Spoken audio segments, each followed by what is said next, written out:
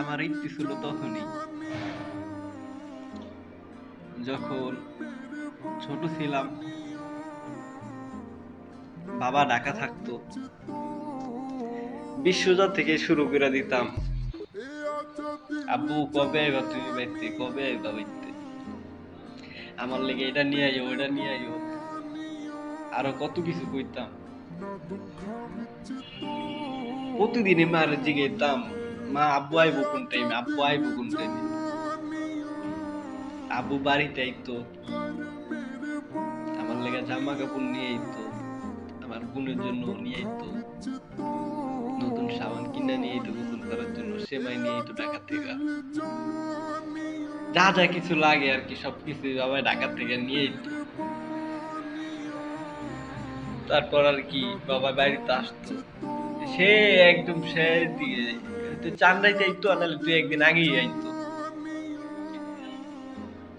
আসার পর খুশি লাগতাম ভাই আইসে বাইতে।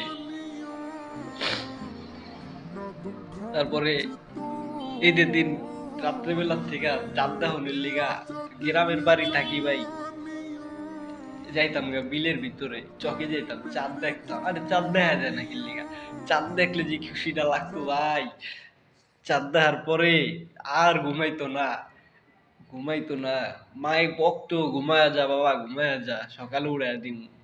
আর রাত্রেবেলা ঠিকই ঘুমাইতাম, সকালে আবার উঠতে মন চাইতো না। বন্ধুরা আছিল, আয়া ডাক্কা মিক্কা কই, কিরে তুই গোসল করবি না, গোসল করবি না? গোসল করার লেগা ডাক্কা টাইনা মাইন্না কলই করে লইয়া যেত পুষ্করিণীর পারে।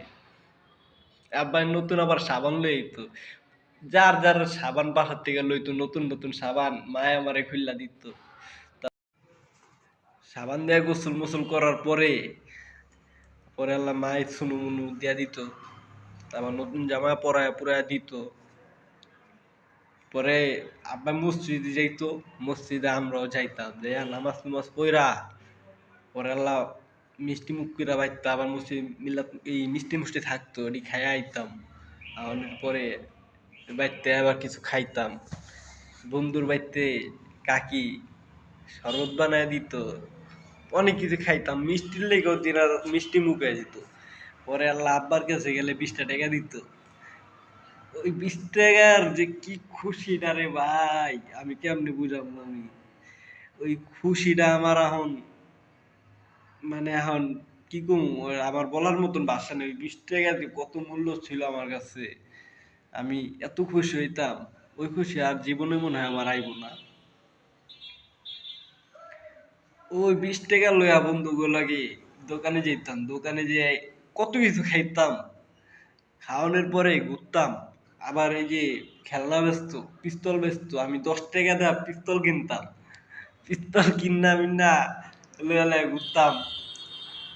ঈদ সেই মজা ছিল, জানো মা, এখন আর এই মজাটা লাগে না মা। আগে ঈদের লেগে আব্বারে কইতাম, আব্বা আইবো কবে, আইবো কবে। এখন আমার কি মনে হয় জানো মা,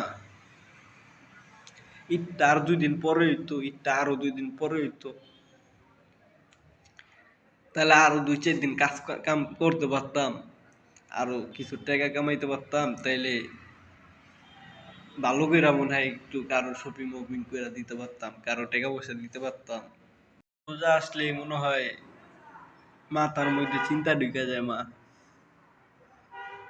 আমি জানি একদিন বাবার মাথায় মনে হয় এরকমই টেনশন ছিল, আর আমি তো মা কি কমু মা, একটা শাড়িও কিনা দিতে পারি নাই, বাপের একটা সুন্দর একটা লুঙ্গিও কিনা দিতে পারি নাই, 22-23 বছর হয়ে গেছে গা বয়স, কাজ কাম করি, টাকা কেমনি কি করি নিজেও জানি না, নষ্ট করে হালাই, আবার কাজ কাম করি না, মন দিল ভালো নাই কা। কিন্তু মা জানো, ওই আগের দিনগুলো মনে উঠলে না, ওই টাইম আমার খুব ভাল লাগে। ওই 10 মিনিট ভাবি না মা আগের দিনগুলা, ওই 10 মিনিটটাই মনে করো খুব ভাল লাগে। পরে আল্লাহ যখন ঘুমায় যাওয়ার পর আবার উঠি, আবারও মন্দির খারাপ হয়ে যায়। এখন ঈদটা এলে মনে করো, এই যে আজকে 27 তারিখ। আমার মনে হয় আরো 5-6টা দিন পরে যদি ঈদটা আইতো, আর তাহলে আর কয়দিন কাজ কাম করতে পারতাম সবারই, তাহলে টাকা পয়সা দিতে পারতাম। কিন্তু না, সময় কি আমার লেগে বয়ে থাকবো? রোজা রোজার মতন যাইবো, সময় সময়ের মতন যায়, চলতেছে। কিন্তু মা, ওই বাবার 20 টাকা দেওয়ার ঈদটা, ওই ছোটবেলার ঈদটাই খুব মিস করি। আর তোমার ঘুম থেকে উড়াইয়া দেওয়া, তারপর সুনুমুনু মাখে মসজিদে পাঠাইয়া দেওয়া, আগে আমার কাপড় চুপড় পরাইয়া পরে আল্লাহ তুমি কোন টাইমে একবার তুমি এটা, তোমার লেগে আব্বা যে একটা কাপড় আনতো ঢাকার থেকে, ওই শাড়িটা পরবা কোন টাইমে, এটা তোমার দেখার লেগে তোমার পিছ পিছে ঘুরতাম আমি। তুমি তো শাড়ি পরতে হে বিকালে কাজ কাম কইরা আম করে খাওয়া দাওয়া গোসল কইরা পরে আল্লাহ শাড়ি পরতা, পরে আল্লাহ দিগাইতা বাবা দেখতো এটা কেমন, সুনুমুনু মাখে মসজিদে পাঠাইয়া দেওয়া, আগে আমার কাপড় চুপড় পরাইয়া পরে আল্লাহ তুমি কোন টাইমে একবার তুমি এটা, তোমার লেগে আব্বা যে একটা কাপড় আনতো ঢাকার থেকে, ওই শাড়িটা পরবা কোন টাইমে, এটা তোমার দেখার লেগে তোমার পিছ পিছে ঘুরতাম আমি। তুমি তো শাড়ি পরতে হে বিকালে কাজ কাম কইরা আম করে খাওয়া দাওয়া গোসল কইরা পরে আল্লাহ শাড়ি পরতা, পরে আল্লাহ জিগাইতা বাবা দেখতো এটা কেমন, তারপরে তো জিগাইতে কেমন হইছে। ওই টাইমে মা তোমার ওই শাড়ি পরার পর যে এত খুশি লাগতো, মায়ের নতুন জামা কাপড় পরছে, তুমি মাইশের বাড়িতে যাইতা, পাশের বাসায় যাইতা, তোমার পিছ পিছ যাইতাম।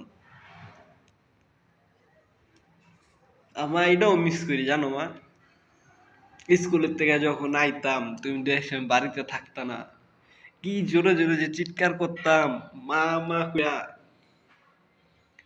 মা জানো, ওই চিৎকারটাও মনে হয় ভুলে গেছি এখন, মনে চায় এরকম চিৎকার করি, কিন্তু এখন আর হয় না মা।